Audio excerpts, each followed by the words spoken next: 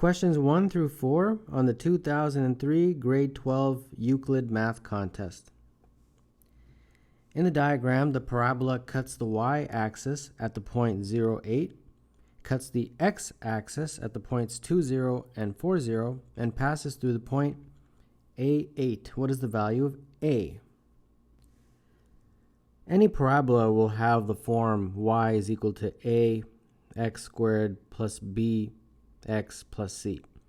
And because they've given you a whole bunch of points, we can plug those in to get our coefficients a, b, and c. So let's start with this guy right here, 0, 8. That'll be pretty helpful, I think. Y is 8, x is 0. So that will cancel out some of these coefficients. And it does. It just leaves us with c is equal to 8. So there you go. We've got our first coefficient. Now let's start using these guys here to figure out the values for a and b, the coefficients. So let's see, we've got for 2, 0, it would be a 2 squared plus b times 2 plus c. And since c is 8, I'm going to start using it. And this basically is 4a plus 2b plus 8. And then I'll plug in 4, 0 in a very similar way. We will get the following. And if you expand that, basically that's 16a plus 4b plus 8. And we can call this equation 1, we can call this equation 2, and many ways to proceed now, but I'll just take equation 2 and subtract from it 2 times equation 1, and that should be sufficient.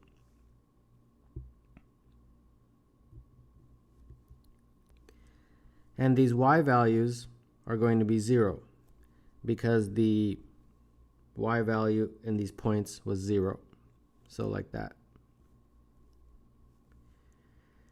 So 2 minus 2 times equation 1 basically gives us 0 is equal to 16a plus 4b plus 8 minus 8a minus 4b minus 16.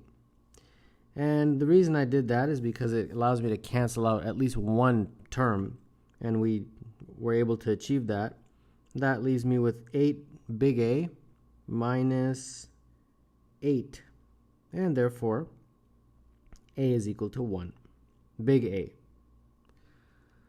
And then in a very similar way, we can substitute this now back into this. Since we have two coefficients, we've got A and C. Now we can figure out B.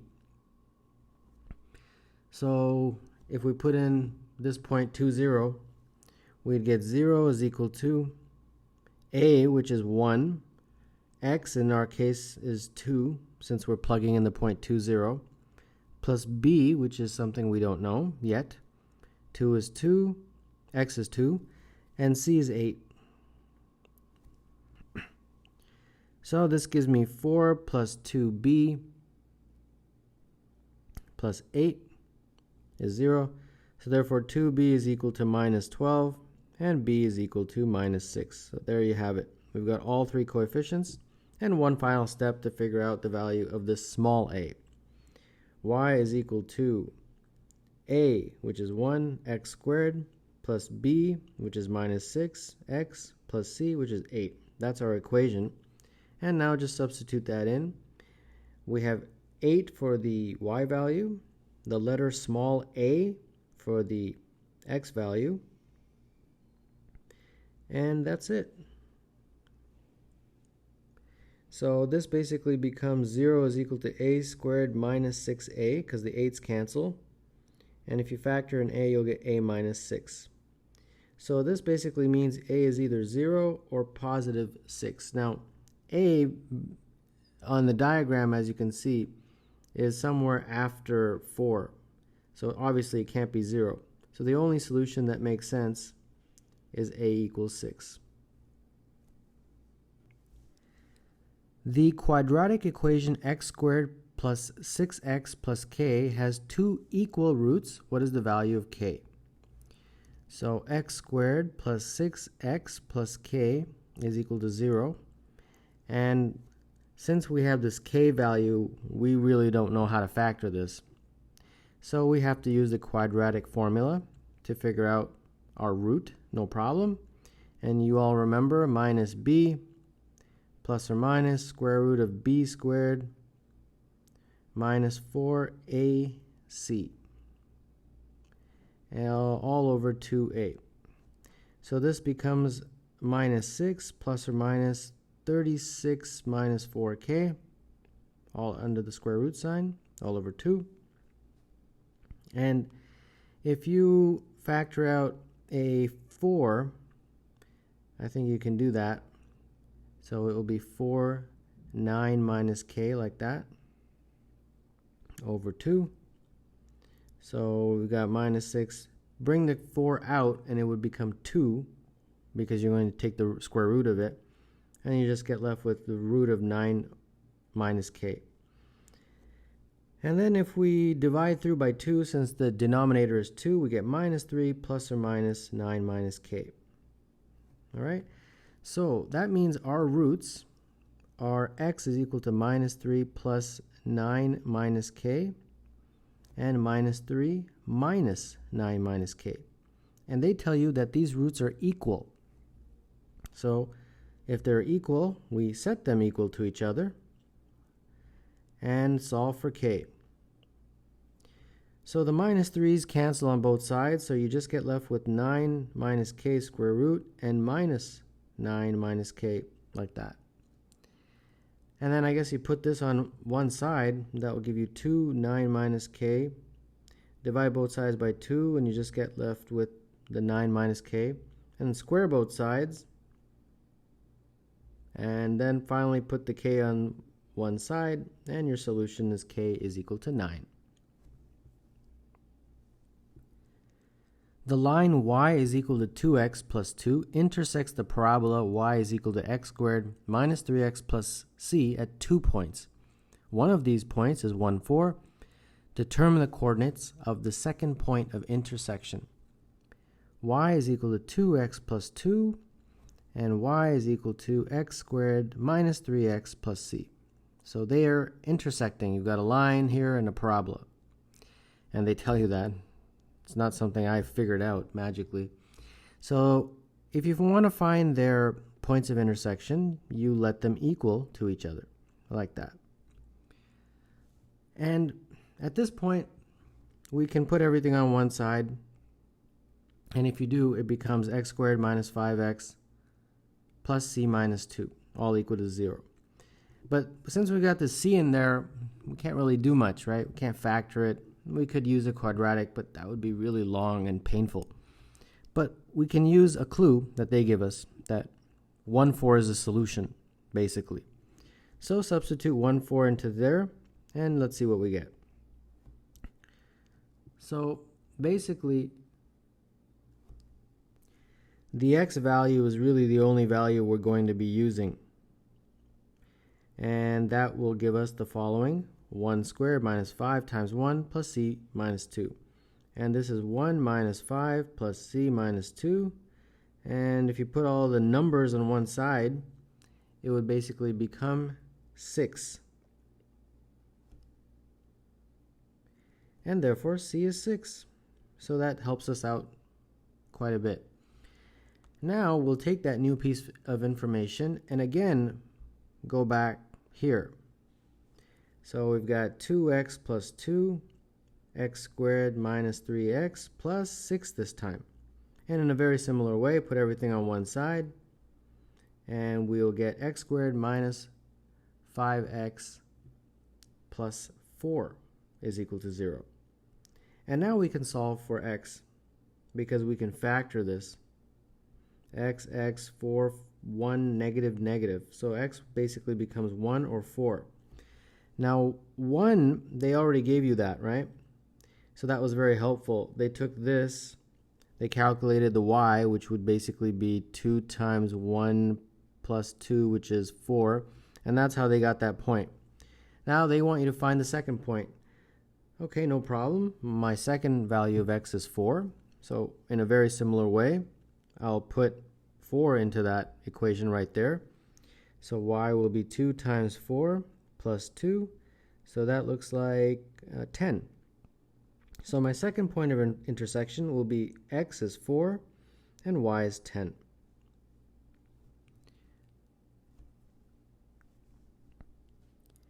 If 0 is less than x and less than 90, x is less than 90, and 3 times the sine of x minus the cos of 15 is 0, what is the value of x to the nearest tenth of a degree? So this is basic trigonometry here, and the good news is that despite you got the fact that sine and cos exist, there's really only one variable, and that's x. So you just solve for it. So you have 3 sine x, bring the cos of 15 over to the other side, and then sine of x basically will be cos of 15 over 3. And calculators are allowed on the Canadian Math Contest, so you can just basically figure out the value of cos 15 and then divide by 3, and it will come to 0.3219 approximately. And then figure out the value of x by taking the inverse sine of this number. And if you do, you get x is equal to approximately 18.8 degrees. So nearest tenth of the degree, that would be 18.8. Part B, in the diagram, ABC is a right angled at B, and AC is 20. If the sine of C is 3 over 5, what is the length of side BC? So we've got this right triangle, and the right triangle is right here, the right angle I should say, and that's B, that's C, and that's A. And let's see what kind of information they've given us. AC, they tell you, is 20, okay? And sine of C, so this angle, the sine of that angle is 3 over 5, okay? And I think that's it. That's all they give us. So I obviously have to label this, so I'll call this X, and I'll call this side Y. So the sine of C is 3 over 5. So in terms of my labeling, that would basically be opposite over hypotenuse. So the sine of C would be opposite, which is x, over hypotenuse, which is 20. And they tell us that the sine of C is 3 over 5. So that means this is 3 over 5. And that helps me solve for x. So if you cross multiply, you get 5x is equal to 60, and therefore x is equal to 12. So this x is 12. And they want you to find BC. So BC is right here. And I've labeled that Y. A few ways you can use trigonometry again, or you can use Pythagoras. Since they gave me this right angle, I'm going to go ahead and use Pythagoras. So that means 12 squared, which is x, plus y squared is equal to 20 squared. So y squared is basically 20 squared minus 12 squared. And therefore, y, if you do the math, is 16. And therefore, BC is 16, the answer to this question. A helicopter is flying due west over level ground at a constant altitude of 222 meters and at a constant speed. A lazy stationary goat, which is due west of the helicopter, takes 2 measurements of the angle between the ground and the helicopter. The first measurement the goat makes is 6 degrees, and the second measurement, which he makes 1 minute later, is 75 degrees. If the helicopter has not yet passed over the goat, as shown, how fast is the helicopter traveling to the nearest kilometer per hour? So let's set this up in terms of a diagram with triangles, because I see a lot of triangles in here. So here we go. First one, I'm going to drop a perpendicular from the helicopter down to the ground like that at a right angle. Okay. Second one in a very similar way. From the second, it's the same helicopter, but second position. And I'm going to blow this up a bit. Probably give you a little bit more. There you go. And now let's label what we know. Do we know anything at all? And, well, we know this guy. That's definitely helpful. So these green lines basically are 222 because it's flying in a way so that it's always going to be 222 meters above the ground. All right, anything else that we know? I think that is it. Okay, no problem. I'm going to start labeling the ground here. From here to here, I'm going to call that whatever you want, really. I'll call it Y. And then from here to here, this guy here, that is important, very important, because that is going to be my D, my distance. That is going to be used to calculate speed because he's traveling from this point right here to this point. So that distance from there to there essentially is the distance I need to use to calculate the speed. And remember, speed is equal to distance over time. And the good news is that time they give us in the question is 1 minute. If you remember right here, I even circled it or underlined it rather. 1 minute. So they want in kilometers per hour. They want the speed in kilometers per hour. So that means that I've got to convert that 1 minute to hours. So no problem. The T will be 1 over 60 hours because it's 1 minute. And the D, I will probably figure out some way through trigonometry since we've got angles in here. And then once I have D, I'll be able to figure out the speed. Okay, that's how our approach will be. So which trigonometry value or method do you want to use? I'm going to first use the 6 here, the degrees, and I'm going to use tan. So tan of 6, what is the tan if you remember? Opposite over adjacent, correct? So the tan of 6, what is opposite in this triangle right here, this big one right here? The opposite is basically the green line. That represents the altitude, I guess. So that's 222. And the adjacent is this whole line right there. Now, I labeled that Y and I labeled that D. So I guess that's Y plus D. Right? There's no reason to introduce more variables. We already have 2. Okay, so we can figure out Y plus D as a numerical value. It will be 222 divided by the tan of 6. Like that. And this gives me 2112. But this is in meters, right? Because the 222 that I put in here was in meters. And they want our speed in kilometers per hour. So I'm going to convert this to kilometers. So that will be 2.112 kilometers. That's probably one of the more, not necessarily tricky aspects of the question, but an aspect of the question that you really need to pay attention to, I guess. Okay, I'm half of the way there, or part of the way there. I just have to now figure out Y. If I can figure out Y, then I can subtract that from Y plus D, and I've got my D, and I'm all set. So how do I get Y? Well, obviously that's where this triangle comes in. In that triangle, they've given you an angle of 75. So now I can use tan again, tan of 75 this time. And in this triangle, again, opposite over adjacent, right? So what's my opposite? It's 222, and my adjacent is Y. So basically, tan of 75 becomes 222 meters over Y. And in a very similar way, you can figure out Y. 222 divided by the tan of 75, and that will give you a value of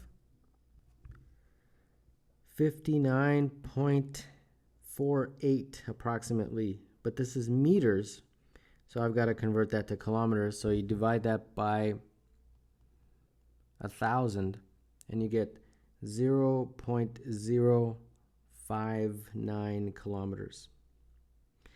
So now to figure out d, since y plus d is this guy right here, 2.112, d would basically mean 2.112 minus y. And y we just figured it out, so that means 2.112 minus 0.059, and therefore d is equal to 2.0525, okay? Approximately to 4 decimal places. And there you have it, we're set. We now go back to our speed equals distance over time. Speed would therefore be, since we have this already in kilometers, 2.0525 kilometers over 1/60 hours. And if you do the math there, you'll get S is equal to 123 kilometers per hour. And that is what they're asking. The speed of the helicopter, 123 kilometers per hour. The function f at x has the property that f at 2x plus 3 is equal to 2f at x plus 3 for all x. If f at 0 is equal to 6, what is the value of f at 9? F at 2x plus 3 is equal to 2 at f at x plus 3. And the only piece of information they give you is that f at 0 is equal to 6. So since that's the only piece of information, that is what we will use. So this is now going to be our x value. So I'll plug that in. 2, instead of f at x, I'll put f at 0 plus 3. And then my x value is 0. So this will basically be 2 times 0 plus 3. Okay? So f at 0, they actually gave me a numerical value at 6. So I'll plug in that, plus 3. And then inside the bracket on this side, we get 2 times 0, which is 0 plus 3, f at 3. So this becomes 2 times 6, which is 12. 12 plus 3 is 15. So therefore, f at 3 is 15. So now, they want us to figure out the value of f at 9. So in a very similar way, let's do that. F at 9. So that means my x value is 9 this time, okay? So f at 2 times, be careful, a little tricky, because if I put 9 here, then it's going to give me 2 times 9, which is 18, plus 3, which is 21. Well, I don't know what f at 21 is, so that's no good. So what do I put here? Well, I use the piece of information that I had just figured out. I only know f at 3. So I'll put 3 for my value of x. And you'll see that if I do that, on this side, it becomes f at 3. Like that. Just take a little bit of a moment to understand that. Now f at 3, right here we have an actual numerical value. It's 15. So that becomes 2 times 15 plus 3. This in the bracket becomes 2 times 3, which is 6. 6 plus 3 is 9. And there you go. Perfect. Exactly what they want us to figure out is what happens on the left side. So let's continue figuring this out. 2 times 15 is 30. 30 plus 3 is 33. And therefore f at 9 is equal to 33.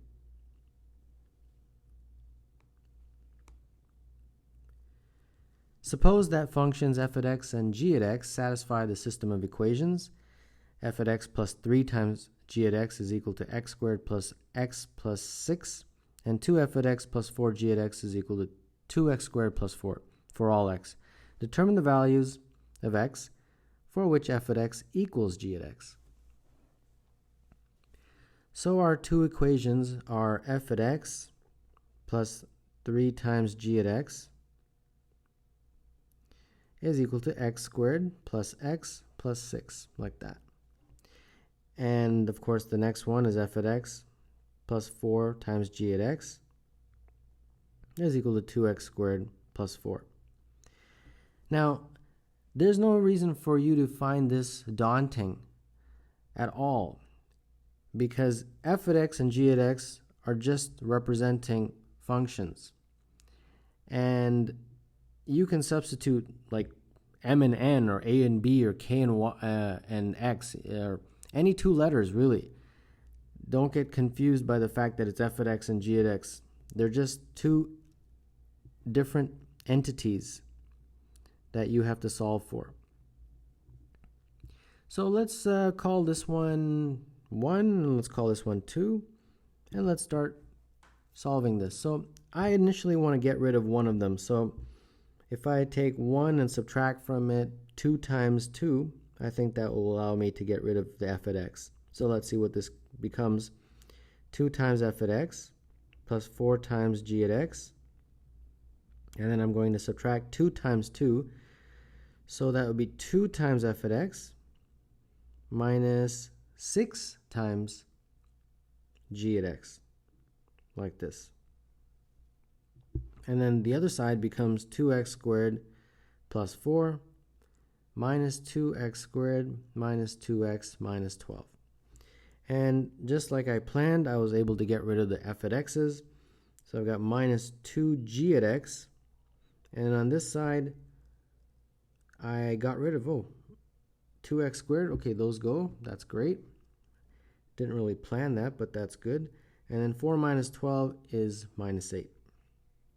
And if I divide through by a negative 2, that just leaves me with x plus 4. So there you go, a little bit of manipulation, and I've got my actual value for g at x.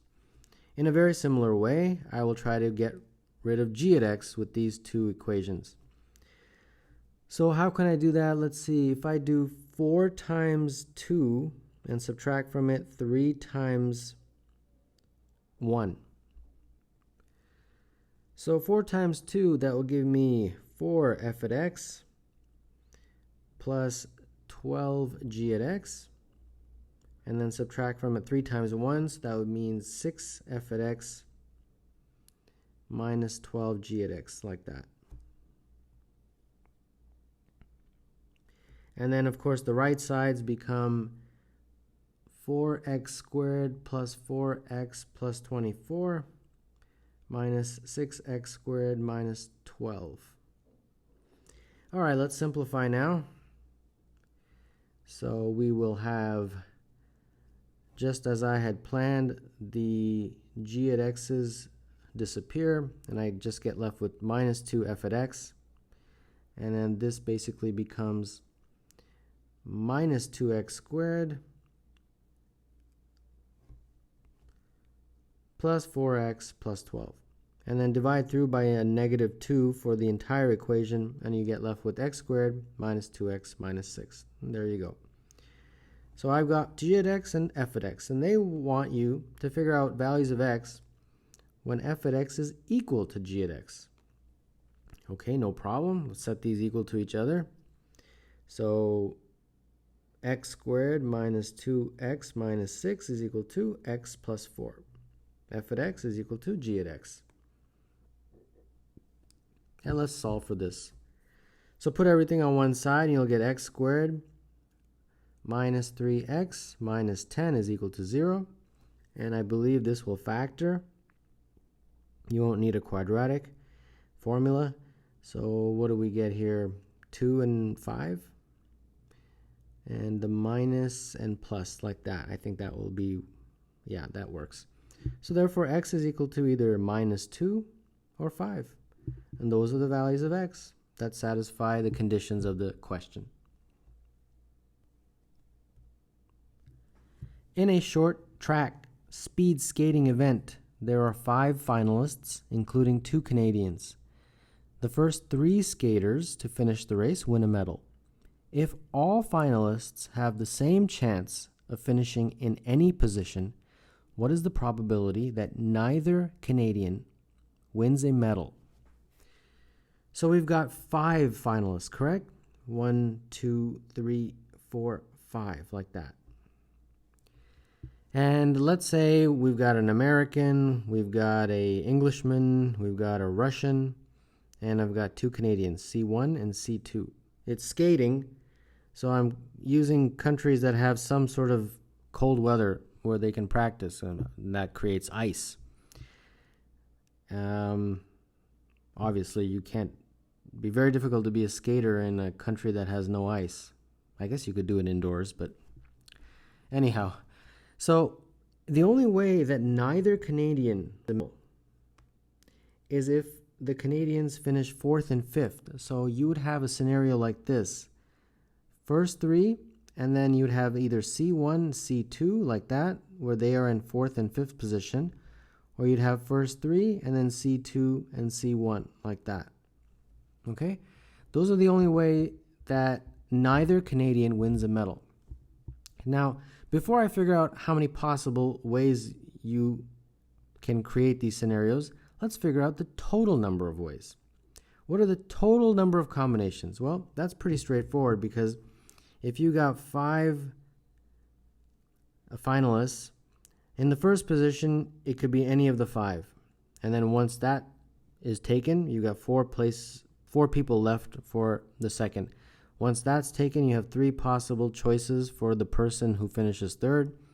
And then once that's done, 2 possible choices for the person who finishes 4th, and 1 final position for the 5th. And then you multiply them. That's how you figure out the total. And if you do that, you get 120. So since we are figuring out a probability, our denominator is going to be 120. So 120 will go right here. And then we have to figure out the numerator. Okay, numerator shouldn't be too hard. Let's concentrate first on this guy right here. How many ways can I get C1 and C2 as the 4th and 5th? Okay, no problem. We can have A, E, R, C1, C2. We can have A, R, E, C1, C2, right? American, Russian, Englishman. And then we can have the Englishman winning the gold, A, R, C1, C2. And then we can have the reversal for the other medals. And then the only other choice is the Russian wins the gold, A, E, C1, C2, and finally EA. And that's it. Now, I wrote it out because I wanted you to kind of see it clearly. If you say, look, I'm not interested in writing these out, no problem. You can do it mathematically with just numbers, right? You would say, okay, in the first position, I have 3 choices. Second position, I've got 2. Third position, bronze medal, I've got 1. 3 times 2 times 1. And then these are fixed. We want those in 4th and 5th. 3 times 2 times 1 is 6. And that's exactly what I got. I just did it in that way to kind of show you. So that takes care of this guy right here. I've got 6 possible ways of getting C1 in 4th and C2 in 5th. Now, what about the next one?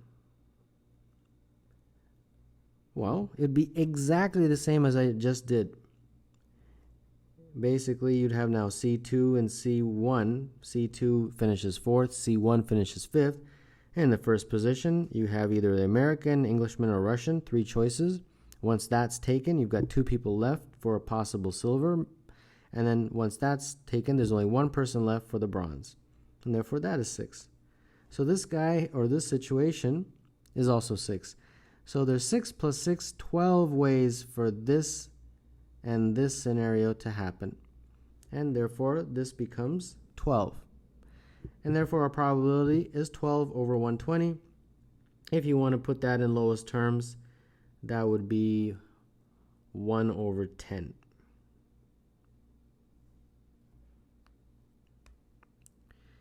Determine the number of positive integers less than or equal to 300 that are multiples of 3 or 5, but are not multiples of 10 or 15. What I'm going to do in this question is just narrow it down and just talk about numbers from 1 to 30. The question wants you to look at numbers from 1 to 300. But if I do it from 1 to 30, I'll be able to explain it a little bit more clearly, and then we can extrapolate to 300, right? No problem. So first, let's figure out all the numbers from 1 to 30 that are multiples of 3. Well, there's two ways of doing that. The first is just dividing 30 by 3, which is 10. So there's 10 numbers between 1 and 30 that are multiples of 3. Or you can write them all out. And since we have time, let's write them all out. So we've got 3, 6, 9, 12, 15, 18, 21, 24, 27, 30. So there are indeed 10 of them. Okay, great. Now let's do the exact same thing for multiples of 5.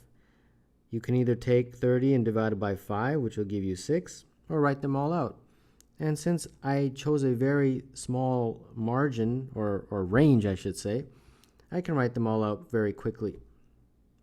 So there you go. I've got my answer already, or do I? Be careful now. So I've got 10 that are multiples of 3, and I've got 6 that are multiples of 5. So that means there's 16 that are multiples of 3 and 5, correct? Well, not quite, because watch what happens. I've got a couple that are doubles. 15 appears twice, and the 30 appears twice. You see what happened there? So, yes, I've got 16 numbers, but those two appear twice, so I've got to subtract those. So 16, and I've got to subtract 2. And that gives me only 14 unique numbers. Okay? So I hope that's clear.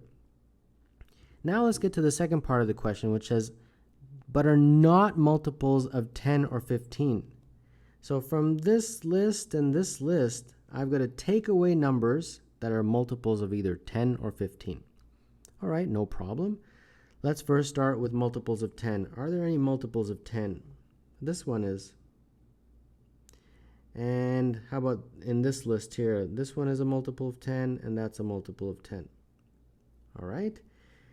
How about multiples of 10? This one also.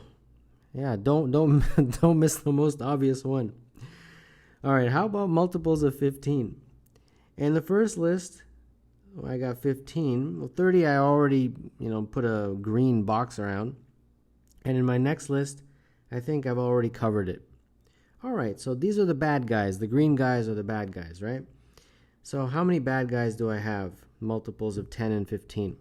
Well, I put boxes around 5 numbers, but look at it carefully. Yes, it's 5 numbers, but how many unique numbers are there? Only 4, because 30 is counted twice. You can't count the number twice. So I've got 4 unique multiples of 10 or 15. Okay, so from these good guys, 14, I've got to subtract 4. So 4 that were multiples of 3 or 5, multiples, and then I've got to subtract these 4 bad guys, so I've got 10. So 10 is the answer to the question if my range was 1 to 30. But my range in the question, the actual question, is from 1 to 300. So in a very similar way, you do the exact same thing. But we don't need to, because we can just take our number and multiply this by 10. Because if I'm going to do numbers from 1 to 300, that's a range that is 10 times my range that I did in my question. So the number will be 10 times what I figured out, which is 100. It works out exactly the same. And if you want, you can take out a piece of paper and see that it does indeed work out. So the answer to this question is 100.